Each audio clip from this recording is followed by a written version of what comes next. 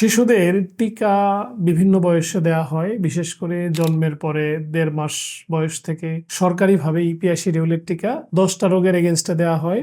6বার টিকাদান কেন্দ্রে নিয়ে 2 বছরের মধ্যে দেয়াকে ইপিআই শিডিউল ধরা হয়।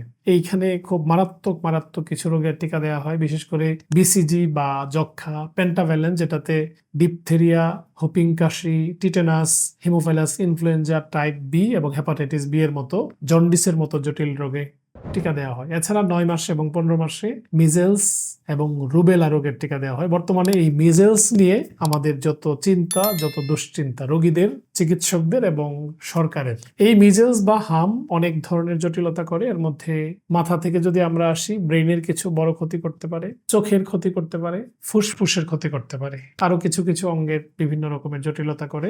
ফুসফুসের জটিলতা বা নিউমোনিয়া সবচেয়ে কমন, এই কারণেই সবচেয়ে বেশি বাচ্চা মারা যাচ্ছে। বর্তমান সময়ে অতিরিক্ত ডোজ হিসেবে, বুস্টার ডোজ হিসেবে গভর্নমেন্ট যেই ভ্যাকসিন দিচ্ছে, অনেক গার্ডিয়ানরা জানতে চাচ্ছেন এই টিকা দিবেন কিনা। গুরুত্বপূর্ণ হচ্ছে যদি 9 মাস এবং 15 মাসে আপনার বাচ্চার টিকা দেয়া থাকে, ও একটা ভালো কাভারেজে আছে, এইভাবে এই শিডিউলটা সাজানো। কিন্তু যেহেতু এখন আপদকালীন সময়, বিশেষ দুর্যোগকালীন সময় হিসেবে আপনার বাচ্চাকে অতিরিক্ত ডোজ হিসেবে এটা দিয়ে নেবেন। ধরেন আপনার বাচ্চার বয়স 13 মাস, অতিরিক্ত ডোজ হিসেবে এখন দিবেন।